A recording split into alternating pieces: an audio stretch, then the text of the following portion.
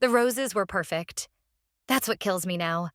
How absolutely perfect those white roses were, their petals catching the late afternoon light as I stood in the church vestibule, trying to breathe through the corseted bodice that suddenly felt 2 sizes too small. You look beautiful, honey. Charlotte adjusted my veil, her weathered hands gentle against my cheek. For a moment, I let myself believe her, let myself forget the whispers I'd overheard at the rehearsal dinner. Did you hear Stacy pick the same wedding colors as Meredith? As if she could pull it off the same way. I forced a smile, gripping my bouquet tighter. The thorns had been carefully stripped, but I could still feel phantom pricks against my palms. Is Mom still fussing over Meredith's maid of honor dress? Charlotte's eyes softened with understanding. Don't let it get to you. This is your day. My day.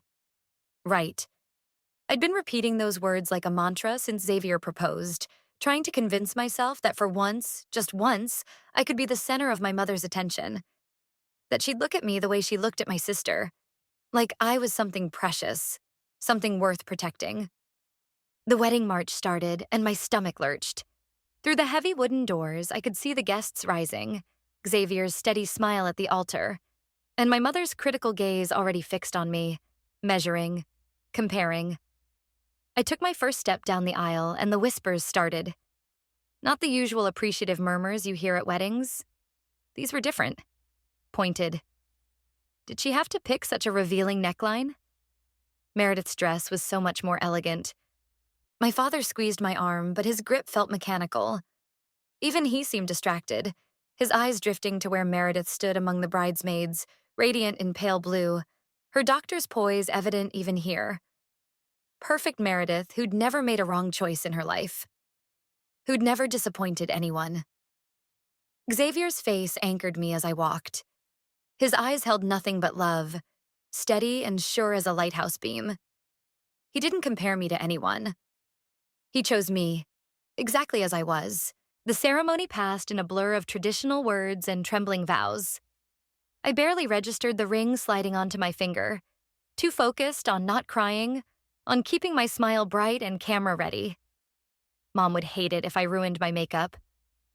It wasn't until the reception that everything fell apart. The ballroom glittered with fairy lights and crystal, exactly as I'd imagined. Xavier and I had our first dance, and for those precious minutes, swaying in his arms, I felt weightless. Perfect. Loved. Then my mother stood up to give her speech. When I look at my daughters, she began, champagne glass glinting, I see 2 very different paths. Meredith, my firstborn, followed in my footsteps. She understood the value of hard work, of excellence. She became a doctor, saving lives, making a real difference in the world. The room grew quiet. Too quiet. I felt Xavier's hand tighten around mine under the table. And Stacy? Mom paused, her smile tightening. Well, Stacy chose a different path. Her art, her creative pursuits. But today, seeing her finally settling down with Xavier, I'm reminded of something important. My chest constricted. Don't say it, Mom. Please don't say it. Sometimes the best thing we can do is learn from our siblings' example. Meredith has always been the real daughter I dreamed of having. And now, maybe Stacy will finally understand what that means. The silence shattered into awkward titters. Someone coughed. I felt the blood drain from my face as Xavier's mother gasped audibly. But it was Meredith's expression that broke me. That flash of smug satisfaction before she schooled her features into practiced concern. She knew. She'd always known she was the favorite, the golden child, the real daughter. I stood up so quickly my chair scraped against the floor. The room spun slightly, champagne and humiliation making me dizzy. Through the blur, I caught sight of an envelope peeking out of Meredith's purse, the one I'd seen her frantically stuffing away this morning. That's when I remembered what I'd found in her room last week while helping her pack for the wedding. The letter that would shatter her perfect image. The proof that St. Meredith wasn't so saintly after all. My fingers itched to grab it, to stand up right there and show everyone the truth about their perfect daughter. But Xavier's steady presence beside me held me back. For now. I smiled, raised my glass, and took a long sip of champagne. Let them laugh. Let them whisper. I had something better than their approval now. I had ammunition. I didn't cry until I reached the bathroom. The marble counter was cool against my palms as I leaned over the sink, willing myself not to ruin my makeup. Even now, Mom's voice echoed in my head. A bride should look perfect in her photos, like Meredith did. The door creaked open. I straightened, ready to paste on another smile, but it was just Layla, my best friend since college. She took one look at me and locked the door behind her. I'm going to kill your mother, she said, pulling me into a hug. And then I'm going to kill Meredith for not stopping her. I laughed wetly against her shoulder. Get in line. You know what? Screw the photos. Layla grabbed a tissue, carefully dabbing under my eyes. Xavier loves you exactly as you are. That's what matters today. But it wasn't. Not really. Because even as she spoke, my mind kept circling back to that envelope in Meredith's purse. The one that could change everything. There's something I haven't told you, I said quietly. Last week, when I was helping Meredith pack, the bathroom door rattled. Stacy? Meredith's voice, honey-sweet with concern. Mom's looking for you. The photographer wants family photos. Of course she does. Layla squeezed my hand. You don't have to go. But I did. Because that's what good daughters do. They smile for photos and pretend everything's fine. Even when their sister is hiding a suspension letter from the medical board for prescribing opioids to her boyfriend on the side. I opened the door. Meredith stood there in her perfect blue dress, her perfect hair, her perfect mask of sisterly concern. Are you okay? Mom didn't mean... Yes, she did. I cut her off, surprised by how steady my voice sounded. She meant every word. Something flickered in Meredith's eyes. Guilt, maybe? Or fear. She touched her purse unconsciously, and I knew she was thinking about the letter. Stacy, please. Can we just get through today without... Without what? Without showing everyone who you really are? She grabbed my arm, fingers digging in. What's that supposed to mean? Ladies! Charlotte appeared around the corner, her smile tight. The photographer's waiting. Stacy, honey, let's fix your makeup first. I let her guide me back into the bathroom, leaving Meredith standing there, uncertainty cracking her perfect facade. Good. Charlotte worked quickly with the makeup brush, her movements precise. I saw what happened out there, she said quietly. With Linda's speech. You mean when she called Meredith her real daughter? The words tasted bitter. Pretty sure everyone saw that. Did you know? Charlotte paused, meeting my eyes in the mirror. That your mother used to be exactly like you? I stared at her. What? Oh, yes. Before medical school, before she met your father, Linda was an artist. Quite talented, actually. But her parents... Charlotte shook her head. They convinced her it wasn't a real career. Sound familiar? The makeup brush stilled. In the harsh bathroom lighting, I could see every line of pain etched around Charlotte's mouth. Why are you telling me this? Because you need to understand. This isn't about you. It's about her own regrets, her own choices. And Meredith? Charlotte hesitated. Well, let's just say perfect facades usually hide the deepest cracks. My hand went to my bouquet, fingers brushing the roses. You know something about Meredith, don't you? Charlotte's eyes met mine in the mirror again. I know enough to warn you. Revenge might feel sweet, but it usually poisons everyone who tastes it. Before I could respond, the door burst open. Mom stood there, her smile brittle. What's taking so long? The photographer is waiting, I know. I turned to face her. Tell me something, Mom. Do you ever regret giving up art? The color drained from her face. Behind her, I caught a glimpse of Meredith, hovering uncertainly in the hallway. Her purse was clutched tight against her side, protecting her secrets. Mom's voice turned sharp. Don't be ridiculous. I made the right choice, the responsible choice. Like Meredith did? Something dangerous flashed in Mom's eyes. Exactly like Meredith. I smiled then, really smiled, because in that moment I knew exactly what I had to do. The letter in my bedroom drawer, the copy I'd made of Meredith's suspension notice, suddenly felt less like ammunition and more like liberation. "You're right, Mom," I said sweetly. "We should definitely get those family photos done. After all, everyone should see exactly who we really are."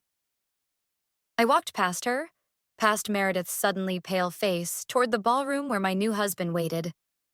Behind me, I heard Charlotte sigh softly. Sometimes the responsible choice isn't the right one at all. The key felt heavy in my palm as I stood outside my old bedroom door. 3 days after my wedding, and I was back in my childhood home, heart pounding like I was 16 again, sneaking in past curfew. "You don't have to do this," Xavier whispered behind me. Sweet, honest Xavier, who still believed there might be a peaceful way through this mess. He hadn't grown up with Meredith's perfect shadow stretching across every achievement. I turned the key. The door opened with a familiar creak, and the scent of Mom's lavender air freshener washed over me. My old room, now a guest room that looked nothing like the space I'd grown up in. My art posters replaced with generic landscapes. My easel long gone. But the drawer was still there, bottom right of my old desk, stuck slightly like it always had been. Inside lay the copy I'd made of Meredith's suspension letter, tucked inside an old sketchbook. "I'll keep watch," Xavier said, squeezing my shoulder before stepping into the hallway. My hands shook as I pulled open the drawer. The sketchbook was right where I'd left it, filled with old drawings Mom had called wasteful doodles. I flipped it open to the middle where I'd hidden... empty. The letter was gone. "Looking for something?" I spun around. Meredith stood in the doorway, her face uncharacteristically hard. No trace of her usual perfect smile. "Where is it?" I demanded. "Did you really think I wouldn't figure it out?" She stepped into the room, closing the door behind her. "The way you looked at my purse at the wedding? How you kept making those little comments about real choices?" My throat felt tight. "You had no right to come in here and..." "No right?" Meredith laughed, but it wasn't her usual melodic sound. This was sharp, almost desperate. "You stole private medical documents from my room, and you've been writing illegal prescriptions." The words burst out of me. Does Mom know her perfect daughter could lose her medical license? "You don't understand anything." Meredith sank onto my old bed, suddenly looking less like the golden child and more like someone drowning. "That letter? It wasn't what you think." "Really? Because it looked pretty clear to me. 3 months suspension pending review. Investigation into improper prescription practices." It was for Dad. The words hit me like a physical blow. "What?" Meredith's hands twisted in her lap. "His back pain got worse after the accident last year. The insurance wouldn't cover the medication he needed. I thought I could help." "Dad?" My legs felt weak.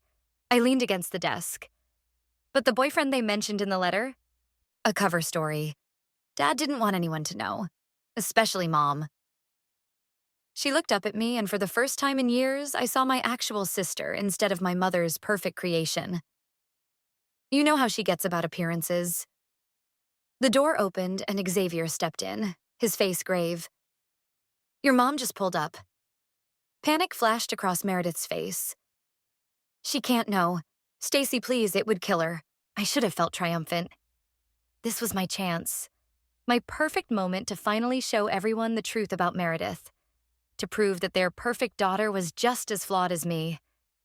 But all I could think about was Dad, wincing when he walked me down the aisle, telling me through gritted teeth that he was fine. "We need to talk," I said to Meredith. "Really talk. No more perfect daughter act. No more pretending." She nodded slowly. "Okay, but not here. The studio," I said. "My art studio downtown. Mom would never look for you there." A small smile cracked Meredith's facade.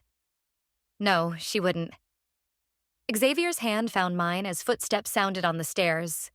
Mom's voice drifted up, calling Meredith's name.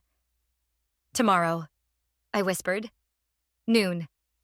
Meredith squeezed past us and hurried toward Mom's voice, her mask of perfection sliding seamlessly back into place. I heard her cheerful greeting. the familiar sound of Mom's doting response. "Are you okay?" Xavier asked quietly. I looked around my old room, at all the traces of me that had been carefully erased. Then I thought about Dad, about Meredith's desperate attempt to help him, about all the ways we try to be perfect for people who can never see us clearly. "No," I said honestly, "but I think I'm starting to understand something." "What's that?" I pulled the empty sketchbook from the drawer, running my fingers over its worn cover. "Sometimes the people who seem most perfect are just better at hiding their scars." We slipped out while Mom and Meredith's voices drifted up from the kitchen. In my pocket, my phone felt heavy with the real copy of the letter, the one I'd kept at home, never trusting my childhood bedroom to keep my secrets. Tomorrow at noon, I'd have to decide what kind of sister I really wanted to be, what kind of daughter, what kind of person. For now, though, I just held Xavier's hand and let him lead me away from the perfect facade of my mother's house, towards something that felt more like truth. My art studio smelled like turpentine and possibility. Sunlight streamed through the industrial windows, catching dust motes in the edges of half-finished canvases. Noon approached, and with each tick of the clock, my stomach twisted tighter. I was touching up a portrait when the door creaked open. Not Meredith. Charlotte. She stood in the doorway, holding a familiar leather-bound journal. "Your mother asked me to drop off some old photos for the wedding album," she said, but her eyes told a different story. "I found something you should see." My brush stilled mid-stroke. "I'm actually waiting for someone." "Meredith isn't coming." Charlotte stepped inside, her heels clicking against the concrete floor. "She called your mother in tears this morning. Something about feeling guilty, about wanting to make things right." The brush clattered onto my palette. "She's going to tell Mom everything?" "No." Charlotte set the journal on my workbench. "She's going to tell your mother what she thinks she wants to hear. That she caught you snooping, that you're trying to ruin her career out of jealousy." My laugh came out sharp and brittle. "Of course she is. Perfect Meredith, always one step ahead." "Before you do anything," Charlotte opened the journal. "Read this. It was your mother's, from medical school." I wanted to refuse to hold on to my anger, but something in Charlotte's expression made me look down at the faded pages. The handwriting was Mom's, but nothing like her precise script today. This was wild, almost desperate. "Failed another exam. Dad says I'm proving him right. Artists aren't cut out for real work. But I can't fail. Can't let them win. Got pills from Marcus to help me focus. Just until I pass. Just until I'm perfect enough." My hands shook. What is this? Your mother's dirty little secret. Charlotte's voice was gentle. She didn't just give up art. She nearly destroyed herself trying to become what her parents wanted. But she succeeded. She became the perfect doctor, the perfect mother. No, honey, she became perfect at pretending. Charlotte touched my arm. Just like Meredith. The door opened again. This time it was Meredith, her eyes red-rimmed, her perfect posture cracking at the edges. "I'm sorry I'm late," she said. "I went to see Dad first." Charlotte squeezed my shoulder. "I'll leave you two to talk." After she left, silence stretched between us like a tightrope. Meredith wandered the studio, stopping at my latest painting. A woman screaming in silent rage, her face obscured by a perfect mask. "This is really good," she said quietly. "Don't." "No, I mean it." She turned to face me. "I always envied this about you." I barked out a laugh. "You? Envied me?" "You were brave enough to choose what you loved." Her fingers traced the mask in the painting. "I chose what would make Mom happy. What would make up for..." She glanced at the journal on my workbench. "You knew? About Mom?" "Charlotte told me last year when I started writing those prescriptions for Dad." Meredith's smile was bitter. "Guess the apple doesn't fall far from the tree." I sank onto my paint-splattered stool. "Why didn't you tell me? About any of it?" "Same reason you never told me how much Mom's favoritism hurt you. We were too busy playing our parts." She met my eyes. "I am sorry about this morning. I panicked." "You threw me under the bus." I know, She gestured helplessly. It's what perfect daughters do, right? Protect the family image? I looked down at Mom's journal, at the desperate words of a young woman trying to be someone else's version of perfect. Then at my sister, cracking under the same pressure. What if we stopped? I said suddenly. All of it. The perfect daughter act, the rivalry, the secrets. Mom would never. I'm not talking about Mom. I stood up, grabbed a blank canvas. I'm talking about us. Look at what this perfectionism did to her. What it's doing to you. To Dad. Meredith's breath caught. He's getting worse. The pain. Then we deal with it. Together. For real. I picked up my brush again. No more masks? She was quiet for a long moment, watching me prep the canvas. Finally, she said, Mom's having dinner at my house tonight to discuss your concerning behavior. I dipped my brush in red paint. Perfect. Let's give her something real to discuss. Stacy. Meredith's voice wavered. If we do this, if we tell her everything, it's going to break her. I thought about Mom's journal, about Dad's pain, about all the perfect lies slowly poisoning our family. Maybe, I said, making the first bold stroke across the canvas.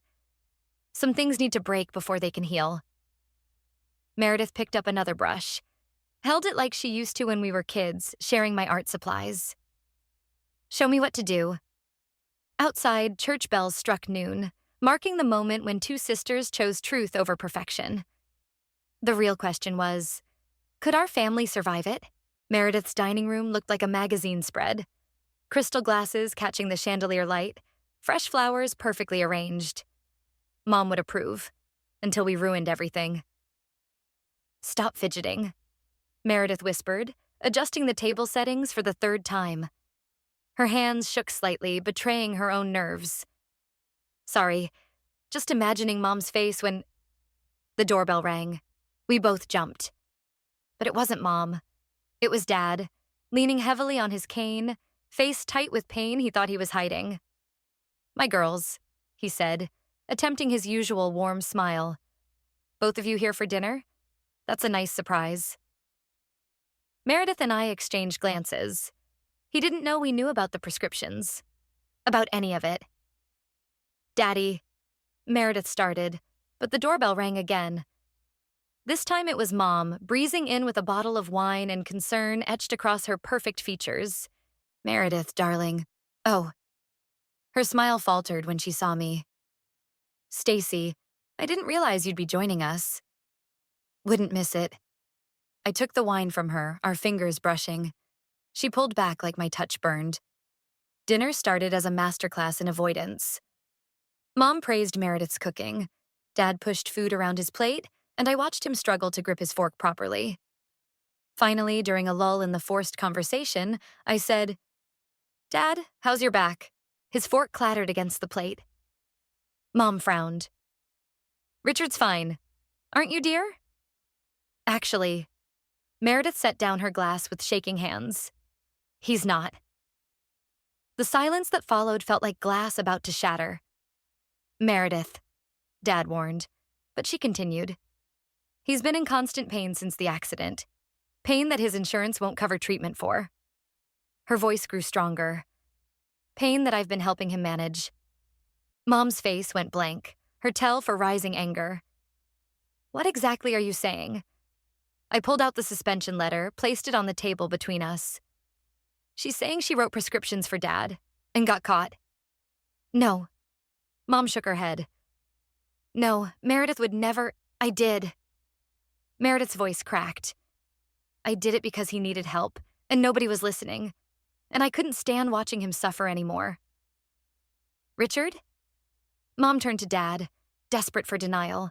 He wouldn't meet her eyes. Linda, please. How could you? She stood so abruptly her chair scraped the floor. Do you have any idea what this could do to her career? To our reputation? Our reputation? I laughed, harsh and hollow. Dad's in pain. Meredith could lose her license, and you're worried about appearances? You don't understand. No, Mom, you don't understand. I pulled out the journal Charlotte had given me. But maybe this will help. All the color drained from her face. Where did you get that? Does it matter? What matters is that you've spent years pushing us to be perfect, when you know exactly what that pressure does to someone. That's different. How? Meredith stood too, her perfect posture finally breaking. How is it different? You nearly destroyed yourself trying to be perfect for your parents, and now you're doing the same thing to us. I was protecting you. No. Dad's quiet voice cut through the tension. You were protecting yourself, Linda. From your own fears, your own regrets. Mom sank back into her chair, looking suddenly old, vulnerable, human. She touched the journal with trembling fingers. I wanted you to have everything I couldn't, to be stronger than I was. Mom, I moved to kneel beside her chair. We don't need you to make us perfect. We need you to love us as we are. A tear slipped down her cheek. Then another. Richard, she turned to Dad. Why didn't you tell me you were in so much pain? Because, he smiled sadly, I was trying to be perfect too. The sound that escaped Mom's throat was somewhere between a laugh and a sob. What a mess we've made. Maybe, Meredith said softly. That's okay. Maybe we can be a mess together. The doorbell rang again, startling us all. Through the frosted glass, I recognized Xavier's silhouette. He wasn't supposed to be here. Wasn't part of this plan. When Meredith opened the door, his face was grave. Sorry to interrupt, but Stacy needs to see this. He held out his phone, open to a medical board webpage. They're launching a full investigation into the prescription irregularities. They're looking at everyone in Meredith's department. My sister's sharp intake of breath made us all turn. There's more, Xavier said quietly. They found something else. Something about Mom's old medical practice. Mom went very still. What about my practice? And that's when I realized we weren't just uncovering old family secrets. We were standing at the edge of an avalanche, and it was too late to stop it from falling. The medical board's website glowed accusingly on Xavier's phone. Mom's hands trembled as she read, her perfectly manicured nails clicking against the screen. This is impossible, she whispered.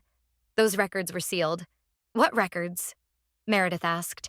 But I already knew. The pieces were clicking together. Charlotte's warnings, the old journal, Mom's obsession with perfection. You did the same thing, I said quietly. Didn't you? Writing prescriptions you shouldn't have? Mom set the phone down like it might explode. It was different then. I was trying to help students stay focused, stay perfect. Like you did in medical school? The words tasted bitter. With the pills from Marcus, Dad's sharp intake of breath cut through the room. Linda? It was 25 years ago. Mom's voice rose, brittle as glass. I was young, desperate. The board agreed to seal the records if I took a leave of absence, got help. And now they're reopening everything, Xavier said, because of the current investigation. Meredith sank into her chair. Because of what I did for Dad, no. I stood up so fast my head spun. Because of what this family's obsession with perfection has done to all of us. The doorbell rang again. This time it was Charlotte, her face drawn with worry. I came as soon as I heard. Linda, they're calling an emergency board meeting tomorrow morning. You knew. I turned to her. You knew about Mom's past when you gave me that journal. Charlotte met my gaze steadily. I was there. I was the one who reported her back then, and I was the one who helped her get help. You reported me? Mom's voice cracked.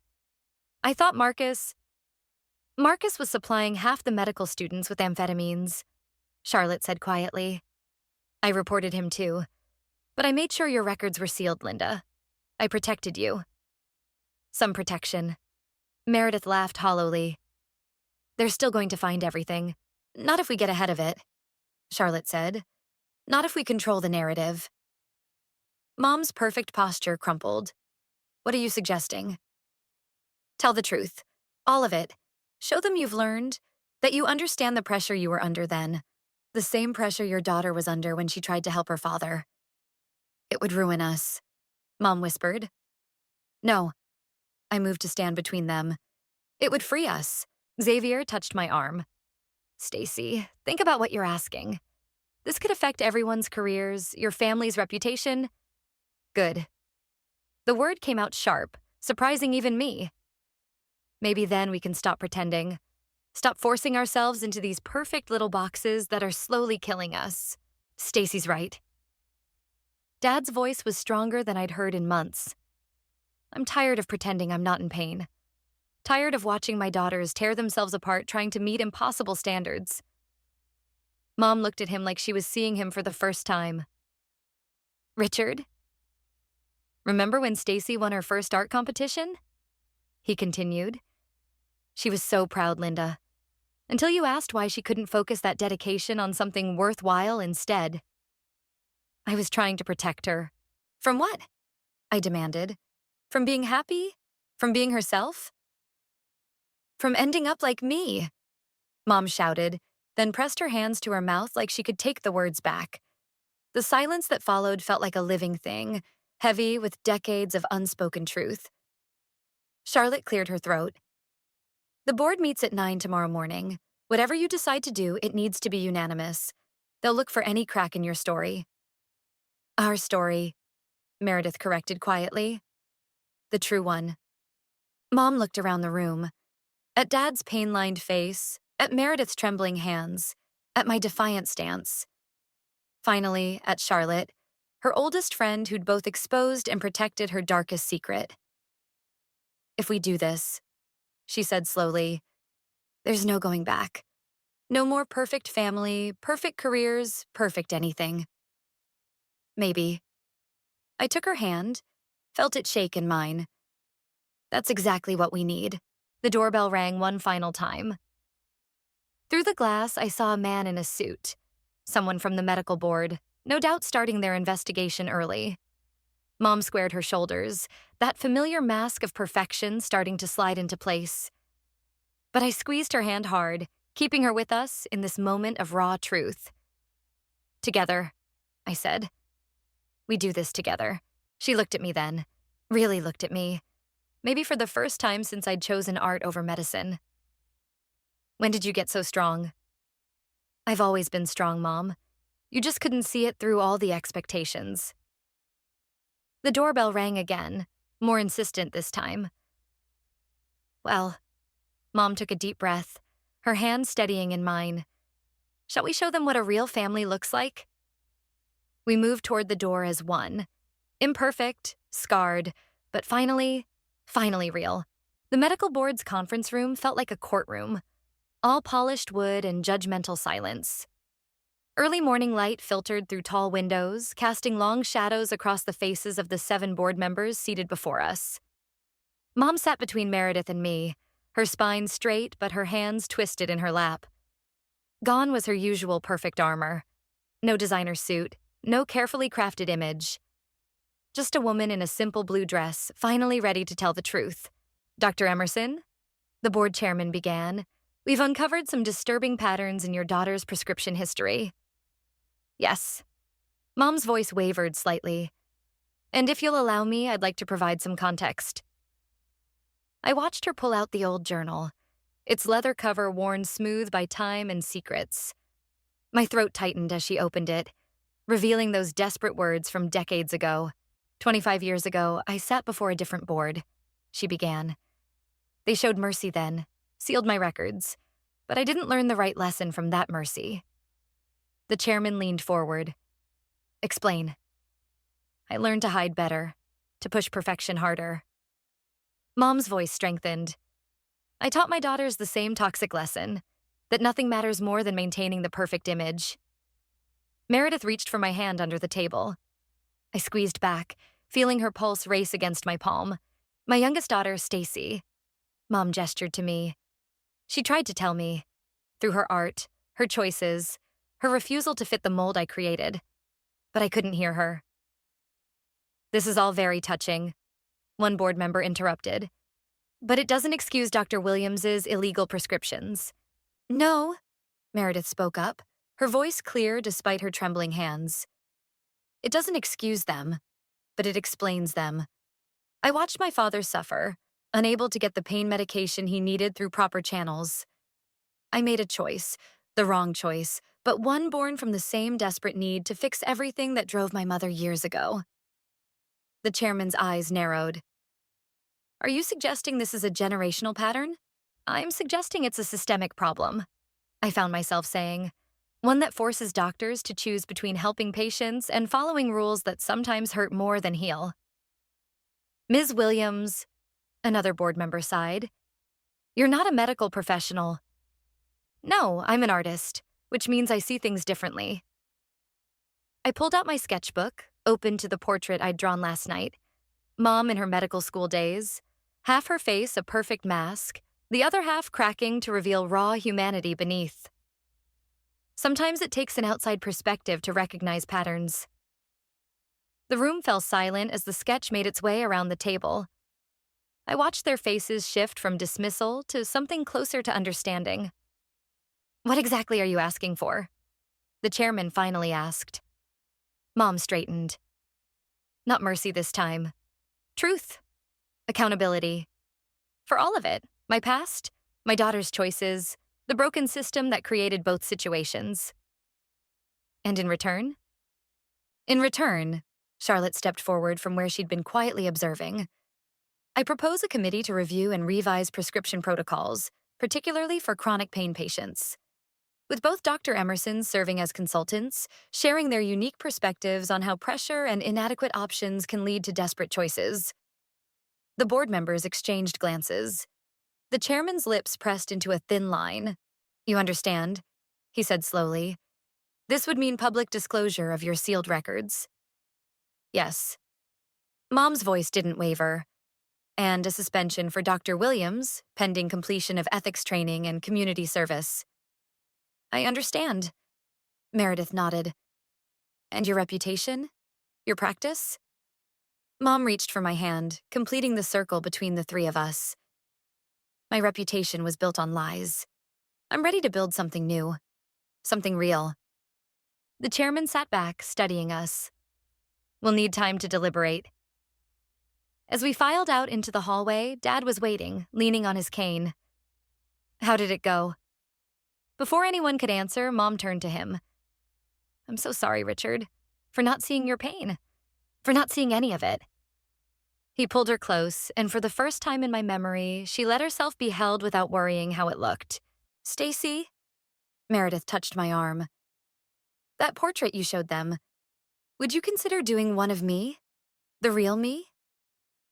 I smiled, feeling something shift and settle in my chest. Only if you'll sit still and let yourself be imperfect. The boardroom door opened. The chairman's face was unreadable as he gestured us back in. Mom straightened, but this time not into her perfect posture. This time she stood like herself, flawed, human, real. Whatever they decide, she whispered. We face it together. We walked back in, 3 generations of women finally ready to shatter the perfect mirrors we'd been hiding behind. Sometimes I realized the bravest thing isn't maintaining the facade. It's letting it fall. The gallery lights cast soft shadows across my newest collection. 12 portraits of perfectly imperfect people. At the center hung the piece that started it all. My mother, half masked, half free. Beside it, Meredith's portrait showed her in her doctor's coat, prescription pad torn in half, face turned toward a rising sun.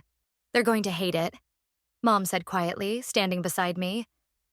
She wasn't wearing makeup tonight. A small rebellion, but one that made her look younger somehow.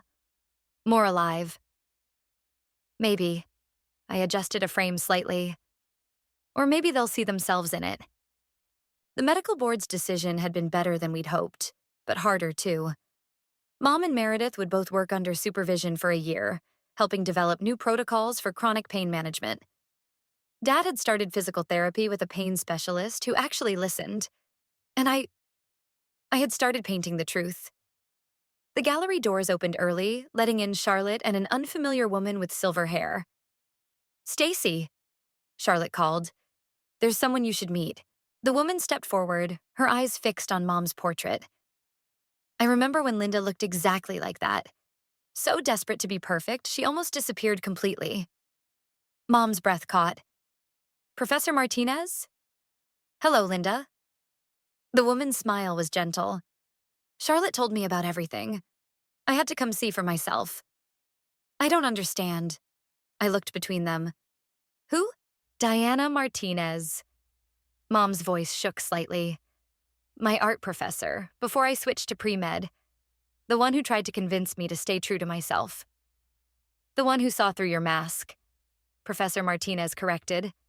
Just like your daughter does.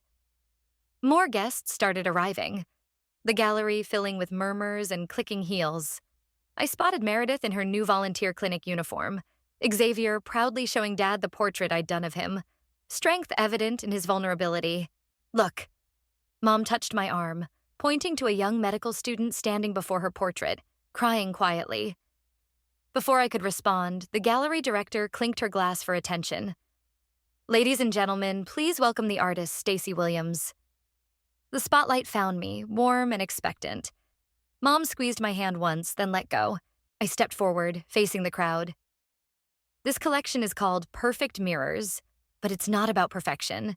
It's about what happens when we shatter the mirrors we hide behind. My eyes found each family member as I continued. It's about a doctor who prescribed pills to help students be perfect until she became trapped in that perfection herself. About her daughter who followed the same path until pain, her father's pain, forced her to choose between rules and humanity. Meredith smiled through tears, Dad's arm around her shoulders. It's about the masks we wear, the lies we tell ourselves, and what happens when we're brave enough to let them fall. I gestured to the portraits surrounding us. Each person here has their own story of breaking free from perfection, of choosing truth over appearance, healing over hiding. Professor Martinez stepped forward. And what about your story, Stacy? What mirror did you break? I turned to the final portrait, still veiled. With steady hands, I pulled away the covering. Gasps rippled through the crowd. There I stood on canvas in my wedding dress, ripping off a smiling mask to reveal not pain or anger underneath, but joy. Pure, unfiltered joy. I broke the mirror that told me I had to choose between being good and being myself, I said. The one that said revenge was better than redemption. Mom made a small sound beside me. When I turned, she was looking at my self-portrait with new eyes. I never saw it before, she whispered. How much it hurt you, trying to be what I wanted instead of who you were. Mom, no, let me finish. She straightened, addressing the crowd, but speaking to me. My daughter taught me that real strength isn't in being perfect. It's in being true. And I've never been prouder of her than I am right now. The applause that followed felt like redemption, like rain after drought. But it was the quiet moment after, when Mom picked up a brush from my nearby easel and added her signature to the corner of her portrait, that truly healed something in me. There, she said softly. Now it's complete. Professor Martinez smiled. No, Linda. Now it's beginning. I looked around the gallery, at my family's shattered mirrors and healing hearts, at strangers finding their own reflections in our broken pieces, and finally understood. Sometimes the most beautiful art comes from the shards of what we thought we had to be. And sometimes, perfect isn't the opposite of flawed. It's the courage to be both.